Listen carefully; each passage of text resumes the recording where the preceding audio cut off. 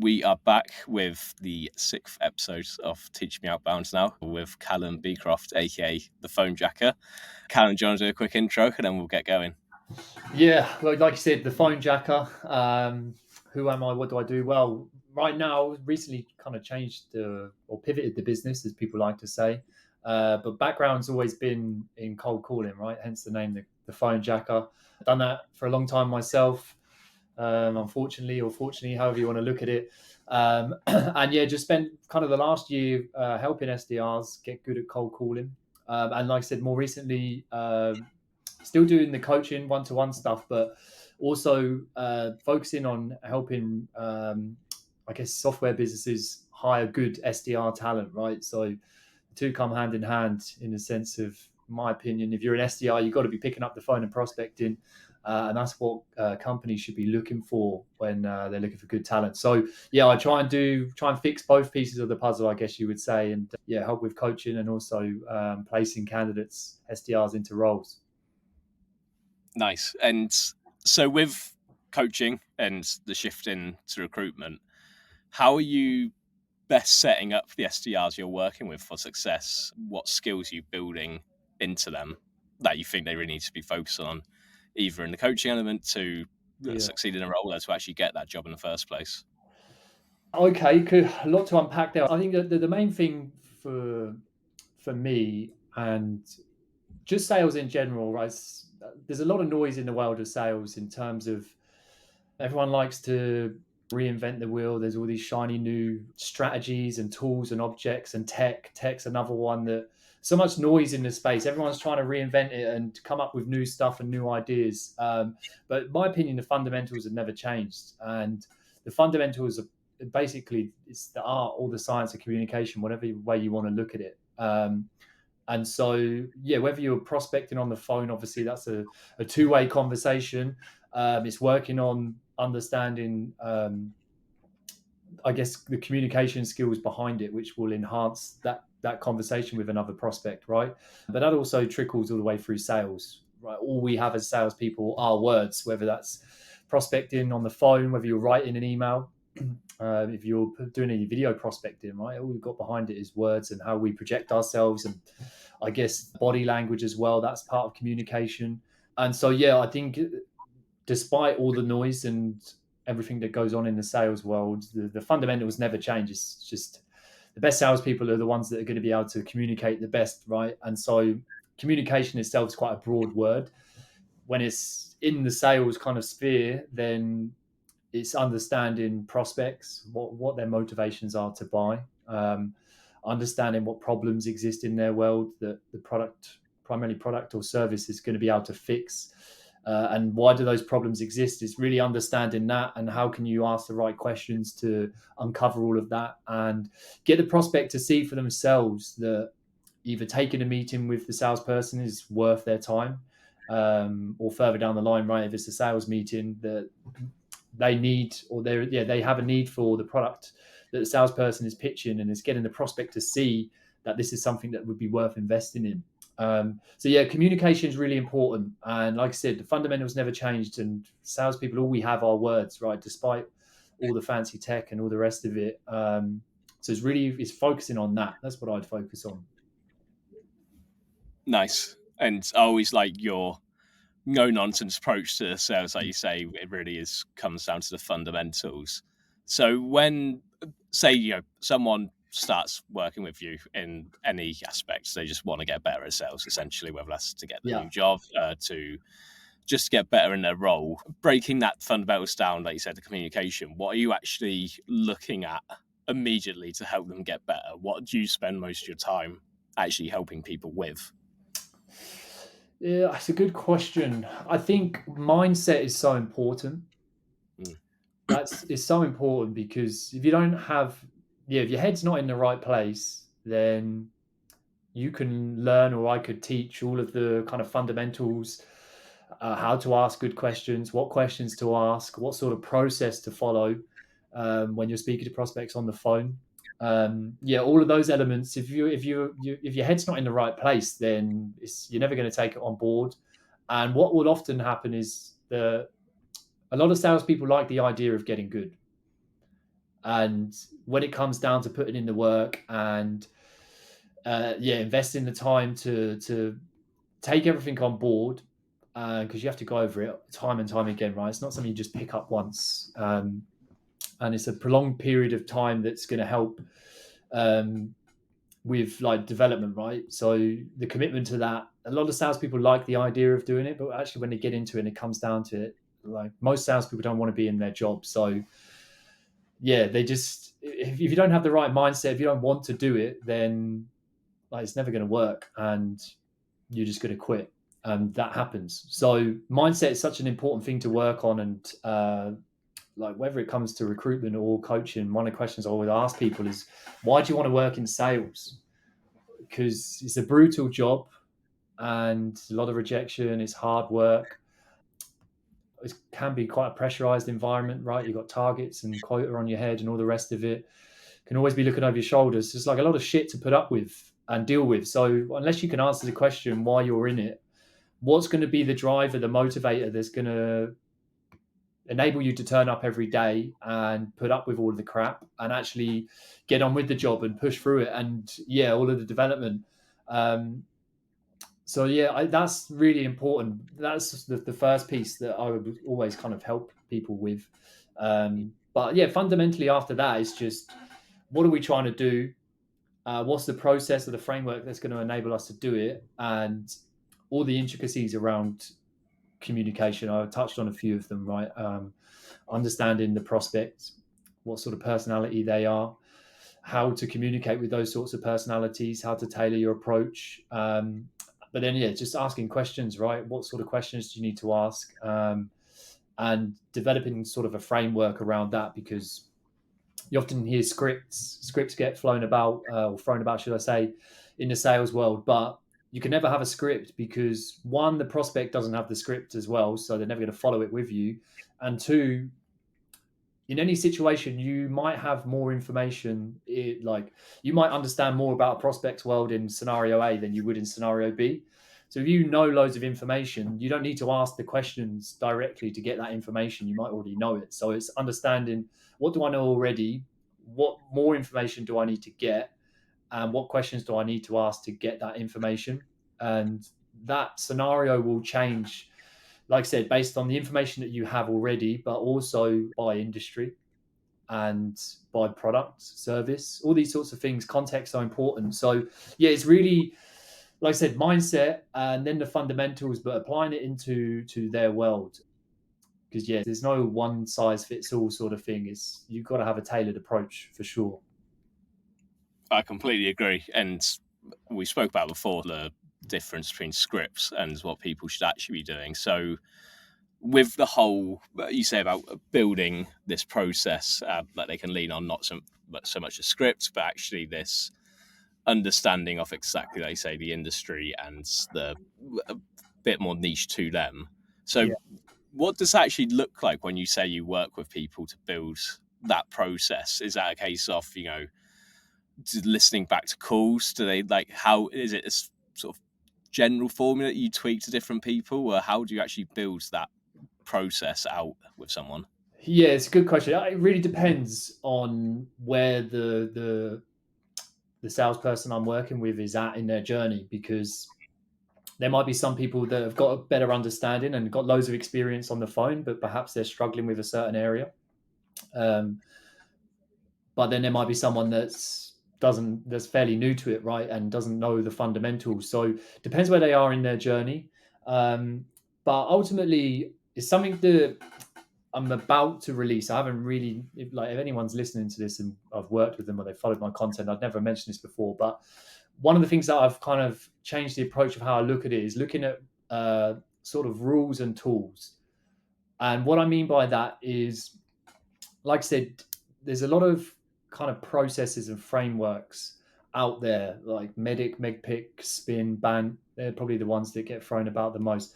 And the problem with those is that the prospect knows they're getting put through a process because the questions are so generic and formulated. It's like, ask this question step by step, like baking a cake sort of thing. And there's nothing worse being a prospect knowing that you're getting put through a process, because one, it means the salesperson isn't attentive to them and their needs, right? And it's quite frustrating as well because like it's not a conversation. It's literally an interrogation, right? Where the salesperson's asking all the questions. And I really don't like that approach. I've been through it before. And yeah, this is just a horrible experience.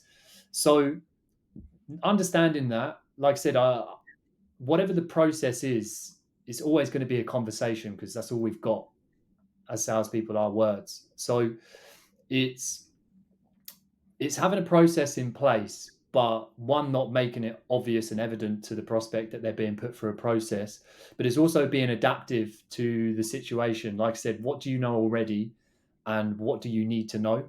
And that's how I would look at it. There's like all these different tools of how you can ask questions, like asking them in a nurturing way, going for no, open, close questions, right? These are tools that you can use, asking presumptive questions, loads of different tools that you can use, but there's also certain rules that I would apply. And it's like to give you an idea, some sort of rules would be that like nobody likes to be told what to do, right? You've got to help them discover it for themselves. So you can't tell the prospect that they need your product or service. You've got to ask the questions to help them see it for themselves, right? And nobody likes to know it all as well. So if you are answering questions, that's fine, but you're going to be judged more on the answers, the questions that you ask rather than the answers that you give. So ask more questions than you give answers, or learn how to answer a question with a question, because that's going to articulate you know more about the problems in the prospects world than they do. And so yeah, it's combining the rules and tools, all these different things that we know about kind of human psychology, and also sales, and combining the two of them. But to make it specific to the individual is pretty much is get an understanding of what do you need to know, right, to be able to decide whether this prospect is someone that you should be open to invest in half an hour, 45 minutes of your time, right? Because we're not going to be able to sell to most people we interact with for the simple reason they just don't need what you have, right? They might have an existing vendor, they might not even have any problems that your product or service can fix. And so it's establishing that as early as possible. So in essence, we can disqualify, because that's the whole purpose of prospecting is you only want to be meeting with prospects that need something or need what you're selling and are actually motivated to do something about it. Because if you don't tick both of those boxes, then the chances of them buying from you are very slim. So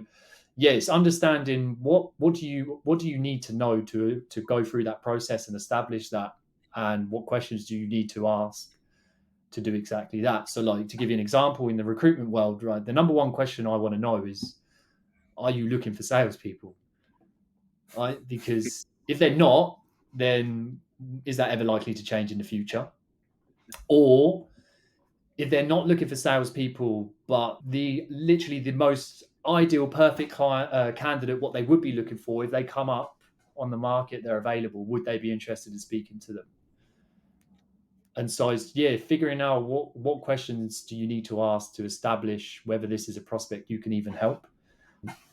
And yeah, the rules and the tools just kind of support that and bring it all together. It was quite a long-winded answer in the end, wasn't it? But hopefully it got there. Yeah, that's awesome. I'm looking forward to when you do release the full piece on rules and tools. Sounds like it's going to be Yeah, very you have useful. to pay for it, so Yeah, don't get okay. too excited. I'm sure we can sort something out. Yeah, Um, and then shifting gears a bit and going into your own prospecting. yeah, Obviously, you're still on the phones, like you say, every day. not What recently, does but yeah, I should be. so? What does your flow actually look like? Are you someone who is very regimented in your approach? Do you set time every day? Being a founder, is it less structured than that? Is it more when you can? Uh, it's a really good question because it's changed a little bit. Um, ordinarily, I would have loads more structure to it. Mm. Um, and yeah, I would just do it in the morning. That's what I used to do. And I still do it. I've just been ill, so I haven't. Last week I've been ill, so I haven't been on the phone. So it feels ages since I've done it. Yeah, ordinarily I would just get it done first thing. And yeah, I used to just start about 8:30 in the morning, go till 10, 10:30. But it also depends on the prospects that you're speaking to, right? So CEOs and MDs, typically who I'm speaking to, really difficult to get hold of. So best time to get hold of them is first thing in the morning. They often start work about 8, half 8. And yeah, you can usually get hold of them. My best hour is that first hour between half 8 and half 9. After that, it sort of drops off a bit.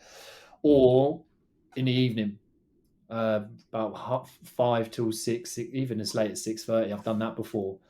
But then I've worked with other products where actually those are the worst times to call, and I would get better success calling them late morning, early afternoon. So yeah, it really depends on your prospects world, right? So that's the first thing. Wherever you get the most success, Friday afternoons, they're bloody brilliant. If I can get a call session in, then I would do that. But yeah, since I've gone into recruitment, it's changed a little bit because you're a little bit more reactive. And so because you're selling a candidate, so to speak, there might be a candidate that I'm working with that is a really good fit for a certain industry. And so I would just call companies when that candidate came up. I'd just call them any time of the day. But I would have a very specific reason to call them. It's like, I think this person would be a good fit for your business based on what I understand you're looking for and who this individual is and perhaps what they're after. So yeah, I became a lot more kind of sporadic with it in that respect because I guess time is money in the recruitment world, right? And it's like, right, I've got a good candidate, no live jobs that kind of fit the criteria, but who can I go and speak to that would be interested in hiring them, right? And doing it that way. So yeah, it's changed a little bit, but I think rather than saying this is what everyone should do, you definitely should figure out what sort of works best for your world. Well, I do think getting it done quicker, like first thing, and getting it out of the way so you can focus on other stuff is a good strategy to have for sure. Eating the frog, right? And Yeah. with you said with the recruitment, it's changed slightly, and it's interesting that you said it's a bit more reactive. Obviously, sometimes you have a good client, or sometimes you see suddenly people are hiring. And Yeah. what is there anything you've sort of picked up, like a new skill or a new tactic from the recruitment cold calling that you wish you would have known sooner that you think would be really good for SDRs who may not know it from the recruitment world? Yeah, I have. Not necessarily something that it's not necessarily new. It's just changed my perception on what's the best or optimal way to cold call. And again, this is something that I've been focusing on or thinking about. I will be focusing on with sort of how I coach cold calling. And the main thing that my perceptions slightly changed on is a pitch, using a pitch. And again, I think there are some scenarios where using a pitch can work well, but I do think there are some flaws to it, and I don't mind sharing them. So ordinarily, right, I would call someone up and I'd use a permission-based opener and ask for 30 seconds, right? I'll give them the choice to hang up, and then I'd go into some sort of pitch and I'd tell a story about all of the problems the product service that I'm pitching can fix in their world.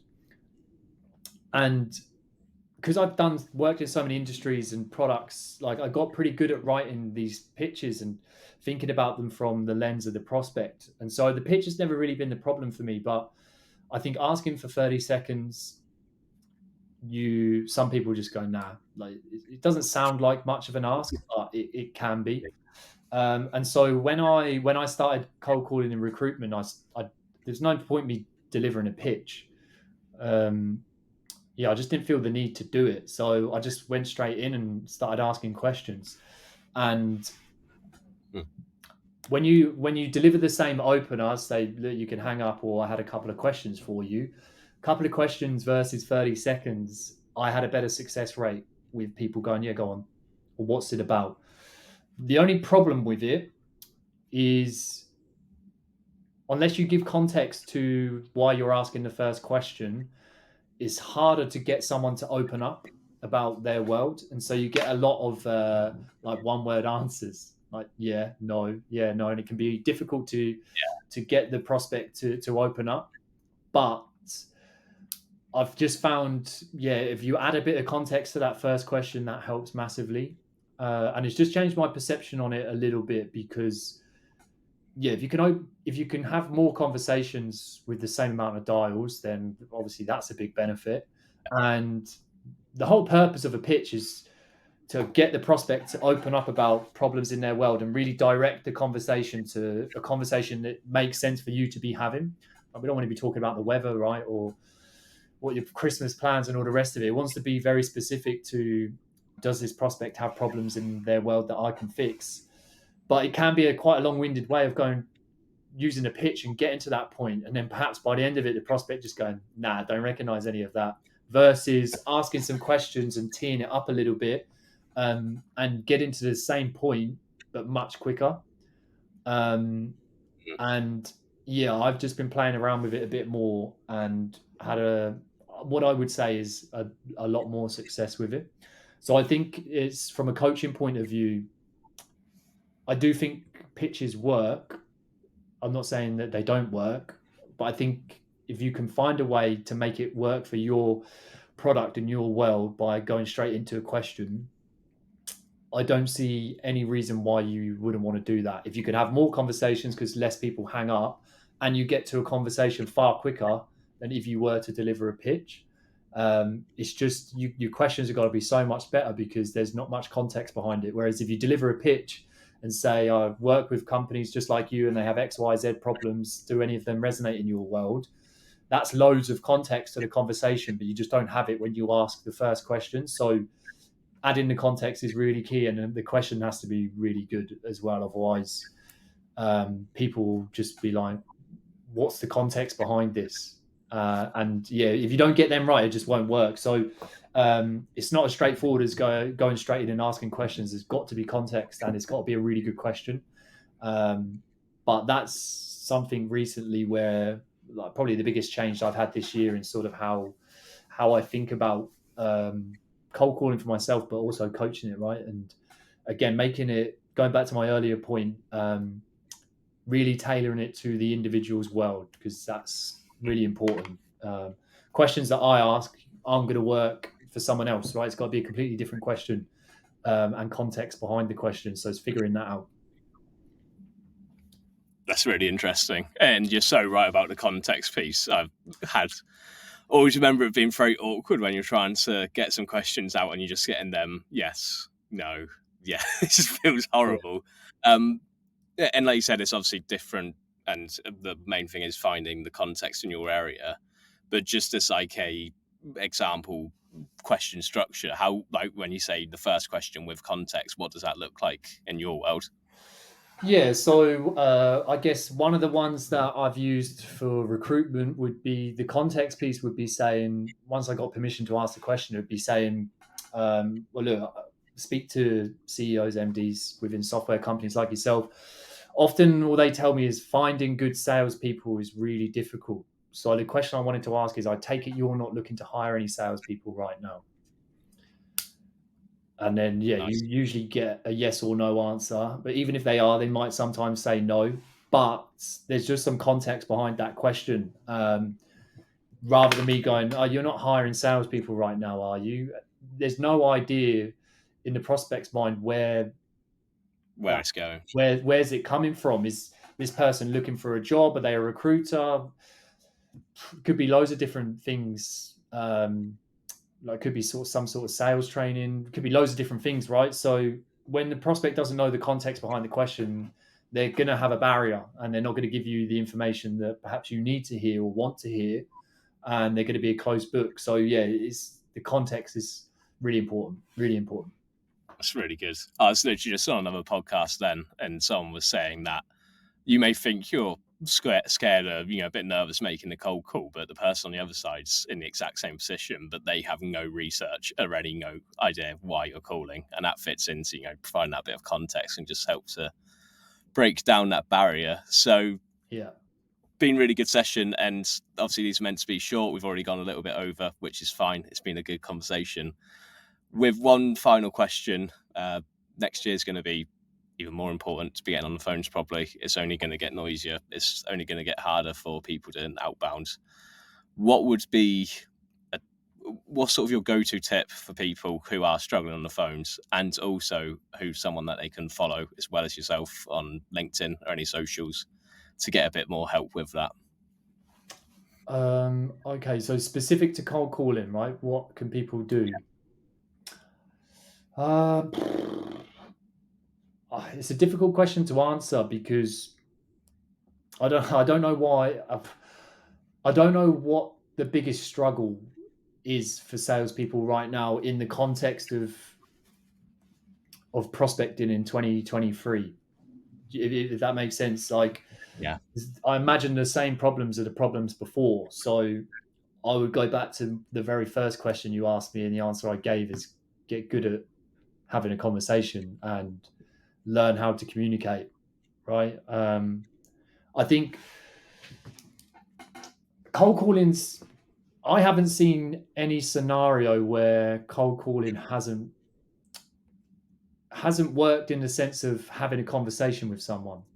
It might not work in the sense of speaking to the wrong people or some other kind of external factor that means that it's really difficult to book meetings, right? It's not going to be the same for every product, service, industry, or the rest of it. But in terms of actually having a conversation with someone, I've never experienced it where that's not been possible. So I mean, I stand out because I sound different to every single, not every single, but probably 90% of salespeople with my tone and delivery. But that was like years of training that got me to that point. So, um, yeah, it's just the art of communication, especially with the phone, right? And asking good questions because if I assume like the biggest struggle that people are going to have is that they're not booking meetings. I imagine they're having conversations, right? So the more questions, good questions you ask, every question and answer you get is essentially closing the prospect. And if you can ask 5 or 6 questions, and within those questions you get the prospect to see that perhaps your product or service is something that would benefit their world, then you've only got to ask them at the end, well, what do you want to do now? Or they might even ask you for the meeting, right? And that's the challenging part. But yeah, it's always the same stuff, right? Fundamentals. If I guess, yeah, you just got to get good at communicating with other people and asking good questions. I think that's something that I've really noticed um, doing the recruitment stuff, speaking to candidates, is trying to figure out what are the telltale signs that this person is going to be a good SDR, and it's their ability to ask questions for 3 reasons. The first one is it shows that they can think, because you can only ask good questions based on questions that I've asked and answers that I've given and where the conversation has gone. And you're sort of inferring based on that what I might mean or what I'm the information that I'm given, and so you can ask questions based off of that. And so it shows that they can think, it shows that they can listen as well, which is obviously a really important skill. But also, if I'm having a conversation with a candidate, then how they converse with me is probably very similar to how they're going to converse with someone if they're prospecting on the phone. So if you're asking questions, then it means that you're in control of the conversation. And so, yeah, picking out those 3 bits, listening, shows that they can think, and shows that they can control a conversation. They're all really good attributes for someone that's going to be good at the SDR role and specifically prospecting on the phone, right? So, yeah, that's something that just, I guess, looking at it from a different angle when I'm speaking to candidates, what makes them good. That's something that I've picked up on recently.